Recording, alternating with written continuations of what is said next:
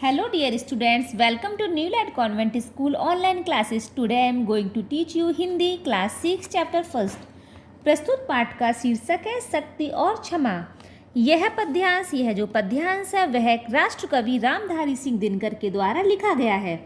प्रस्तुत पद्यांश है वह कुरुक्षेत्र काव्य से लिया गया है। इसमें महाभारत की कहानी वर्णित है। बच्चों, हम आपकी जानकारी के लिए आपको महाभारत के विषय में एक छोटी सी कहानी सुनाते हैं।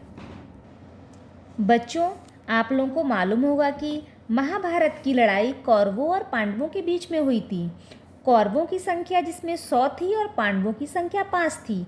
भीष्म पितामह जो ये दिखाई दे रहे हैं ना बच्चों, ये भीष्म पितामह है।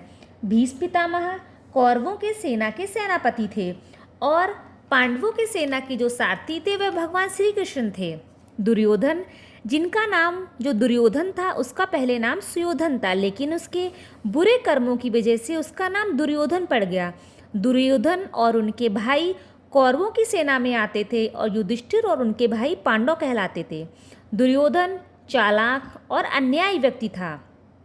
वह पांडवों के साथ हमेशा छल कपट करके जीतता था। पांडव हमेशा कौरवों को अपना भाई समझकर क्षमा कर देते थे। जब महाभारत युद्ध हुआ इसमें पांडवों की विजय हुई थी, लेकिन विजय के बाद धर्मराज युधिष्ठिर बहुत दुखी थे क्योंकि वह यह सोच रहे थे कि हमने अपने परिवार के साथ युद्ध किया, इतने सभी लोग मारे गए। भीष्म पितामह भी उस युद्ध में अर्जुन के द्वारा मारे गए बाणों से घायल हो गए थे। बच्चों, आप लोगों को मालूम है कि भीष्म पितामह हैं, इनको इच्छा मृत्यु का वरदान प्राप्त था। इच्छा मृत्यु का मीन्स है कि जब भीष्म पितामह चाहते तभी वह अपने प्राणों को त्यागेंगे। बच्चों, प्रस्तुत कविता है वह महाभारत के युद्ध के बाद भीष्म पितामह युधिष्ठिर को समझा रहे हैं। क्या समझा रहे हैं वह हम इन पंक्तियों में देखेंगे। क्षमा दया तप त्याग मनोबल सबका लिया सहारा, पर नर व्याघ्र सुयोधन तुमसे कहो कहाँ कब हारा। क्षमा दया तप त्याग मनोबल सबका लिया सहारा। इसमें भीष्म पितामह ने कहा है कि हे युधिष्ठिर, तुमने कौरवों को शांत करने के लिए क्षमा दया तप त्याग मनोबल आदि सब चीज़ों का सहारा लिया, अर्थात हर तरीके से शांत करना चाहा। परंतु हे शक्तिशाली युधिष्ठिर, भीष्म पितामह युधिष्ठिर से कह रहे, परंतु हे शक्तिशाली युधिष्ठिर, तुमसे दुर्योधन कब हारा है। नर व्याघ्र मीन्स है नरों में बाघ के समान चतुर शक्तिशाली। सुयोधन मीन्स दुर्योधन। तो बताओ तुमसे दुर्योधन कहाँ हारा, वह कब शांत हो सका। भाव यह है कि वह तो सदा ही तुमसे चालाकी दिखाकर जीतता रहा। तुम अपने शत्रु मतलब क्षमाशील हो रिपु समक्ष।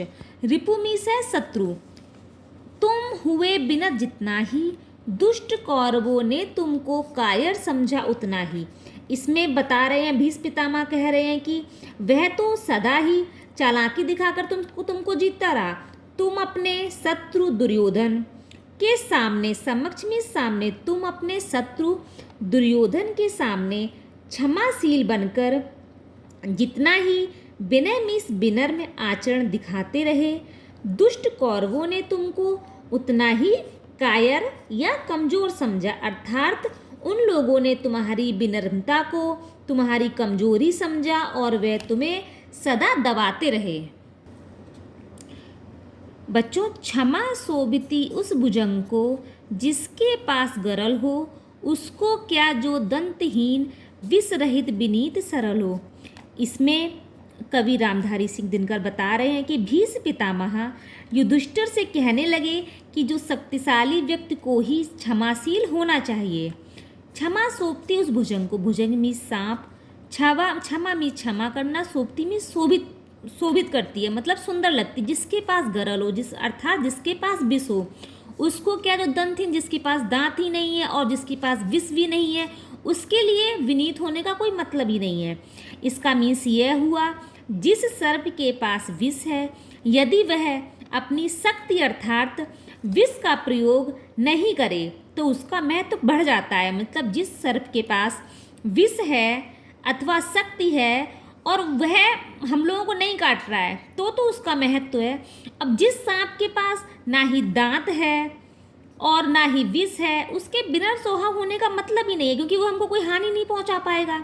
इसका मतलब यह हुआ, शक्तिशाली एवं पराक्रमी व्यक्ति किसी को क्षमा करे तो उसकी शोभा और बढ़ जाती है। 3 दिवस तक पथ मांगते रघुपति सिंधु किनारे, बैठे पढ़ते रहे छंद अनुनय के प्यारे प्यारे। 3 दिवस तक मीन्स 3 दिन तक, पथ मीन्स रास्ता मांगते रहे, रघुपति मीन्स श्री राम जी, सिंधु मीन्स समुद्र के किनारे बैठकर, और बैठे पढ़ते रहे छंद मीन्स अनुनय प्रार्थना विनय के छंद पढ़ते रहे।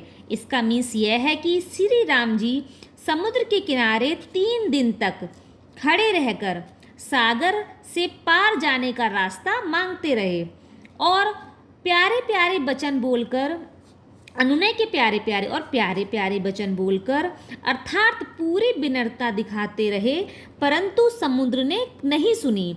श्री राम जी जब लंका की ओर जाने को थे तब वह बहुत विनम्रता से सिंधु से, समुद्र से प्रार्थना विनय करते रहे कि तुम मुझे लंका पार जाने के लिए रास्ता दे दो, लेकिन उस टाइम समुद्र ने उनकी बात नहीं सुनी।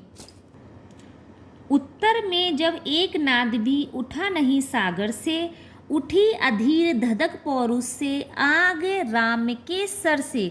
उत्तर में जब एक नाद, नाद मीन्स होती है आवाज़, उठी अधीर धधक, धधक मीन्स होती है ज्वाला, मतलब जलती हुई ज्वाला, ठीक है। पौरुष मीन्स उनका पौरुष जो पुरुषार्थ था।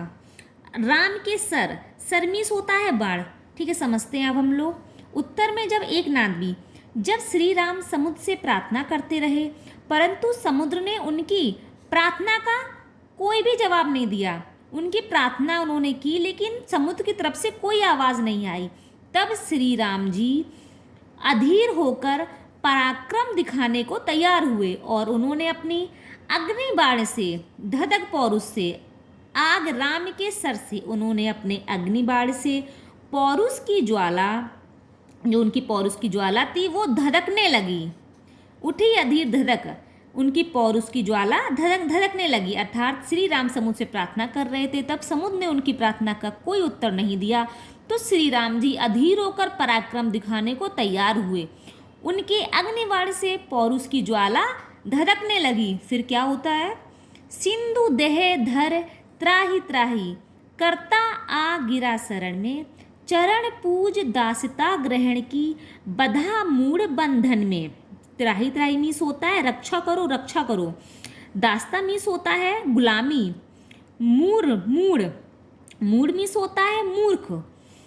तो फिर क्या हुआ, तब समुद्र भयभीत होकर शरीर धारण कर सामने आया। तब समुद्र भयभीत होकर त्राहिमाम रक्षा करो कह के समुद्र शरीर धारण करके सामने आया कि मेरी रक्षा कीजिए। ऐसा कहता हुआ शरण में गिर पड़ा, श्री राम जी के शरण में गिर पड़ा। उसने श्री राम के चरणों की पूजा की, चरण पूज, उसने श्री राम जी के चरणों की पूजा की, उनकी अधीनता व सेवक बनना स्वीकार किया, मतलब उनकी दासता स्वीकार की। वह ना समझ सेतु बंधन में बंधा, मीस सेवक बनना स्वीकार किया और वह बंधन में बंध गया। जैसा श्री राम जी चाहते थे उसने, समुद्र ने वह बात उनकी मान ली। सच पूछो तो सर में ही बसती है दीप्त विनय की, संधि बचन संपूज्य उसी का, इसमें शक्ति विजय की। इसमें कवि रामधारी सिंह दिनकर जी कह रहे हैं कि शक्ति जो होती है, जो शक्ति है वह शक्ति से ही विजय मिलती है। विजय किससे मिलती है, शक्ति से ही मिलती है। सच पूछो तो सर में ही, सर मीस बाढ़ में, सच पूछो तो सर में ही बसती है दीप्त विनय की। मीन्स इसका ये हुआ कि सचमुच ही विनम्रता की चमक बाण में ही होती है। जो विनय की जो चमक, दीप्त मीन्स चमक होती है, वह बाण में ही होती है। अर्थात पराक्रम से ही विनय की शोभा होती है। आप पराक्रमी है तो ही आप शोभित होंगे, तभी आपकी चमक होगी। संधि वचन संपूज उसी का जिसमें शक्ति विजय की, विजय पाने की शक्ति जिसमें होती है उसी से ही सभी लोग मेल मिलाप करते हैं। संधि वचन संपूज का मीन्स है मेल मिलाप और मित्रता की बातें करना। जिसमें विजय पाने की शक्ति होती है मीन्स जो व्यक्ति पराक्रमी होता है, जो व्यक्ति शक्तिशाली होता है, लोग उसी से दोस्ती करते हैं और लोग उसी की पूजा भी करते हैं। सहनशीलता क्षमा दया की तभी पूजता जग है, बल का दर्प चमकता उसके पीछे जब जगमग है। सहनशीलता क्षमा दया की तभी पूजता जग है। जग मीन्स यह संसार। सहनशीलता क्षमा दया आदि गुणों की पूजा तभी करता है जब, मतलब ये जो संसार है लोगों को तभी पूजता है जब वो सामने वाला व्यक्ति उस व्यक्ति को शक्तिशाली दिखे। मीन्स यह संसार सहनशीलता क्षमा दया आदि गुणों की पूजा तभी करता है, तभी इन गुणों का आदर देता है जब उस क्षमाशील व्यक्ति में शक्तिशाली होने का अहंकार स्पष्ट दिखाई देता है। वह उस शक्तिशाली व्यक्ति का तेज एवं शौर्य की चमक सब तरफ फैलती है और सभी लोग उसके बस में हो जाते हैं। कब सब लोग उसके बस में हो जाते हैं? जब वह व्यक्ति क्षमाशील भी हो, सहनशील भी हो, क्षमा दया सभी गुण होने के बाद भी वह शक्तिशाली हो, तभी पूरा संसार उसके बस में हो जाता है। बच्चों, ये जो पूरा लेसन है, ये जो पोइम थी आपकी, मैंने आपको समझा दी। आई होप आप लोगों को समझ में भी आई होगी। ये जो पूरी पोइम है, इस कविता का सार यह है कि व्यक्ति को क्षमा सहनशीलता दया आदि गुण अवश्य अपनाने चाहिए। यह पोइम हमको यह शिक्षा देती है कि व्यक्ति में शक्ति भी हो, क्षमा भी हो, सहनशीलता भी हो, ये सभी गुण अवश्य होने चाहिए, परंतु इसके साथ शक्ति शौर्य को भी अपनाना चाहिए। मतलब व्यक्ति सभी को क्षमा भी कर दे, सहनशीलता भी हो, दया भी हो, ये सभी गुण उसके पास है तो बहुत अच्छी बात है, लेकिन इसके साथ साथ व्यक्ति को शक्तिशाली भी होना चाहिए। चालबाज और अन्याय व्यक्ति, अगर किसी व्यक्ति के सामने चालबाज और अन्याय व्यक्ति आता है तो उससे क्षमा दया की बात करना कायरता होती है। कोई अगर अन्यायी व चालबाज व्यक्ति, जैसे दुर्योधन था, चालबाज था, अन्यायी था, तो उसके साथ युधिष्ठिर को क्षमा नहीं करना चाहिए था। अब वो उनको क्षमा करते आ रहे थे, इसलिए सब लोग उनको कायर समझ रहे थे। जीवन का भी एक क्या लक्ष्य होता है? जीवन एक युद्ध जैसा होता है, जिसमें अगर सफल होना है तो दया क्षमा के साथ साथ शक्तिशाली होना भी जरूरी है, क्योंकि शक्ति के साथ ही सभी दुष्ट बस में किए जा सकते हैं। Students, I hope you understood this poem. We will study second chapter next class. हम आप लोगों को सेकेंड चैप्टर नेक्स्ट क्लास में रीड कराएंगे। Please subscribe the channel and press the bell icon. Thank you.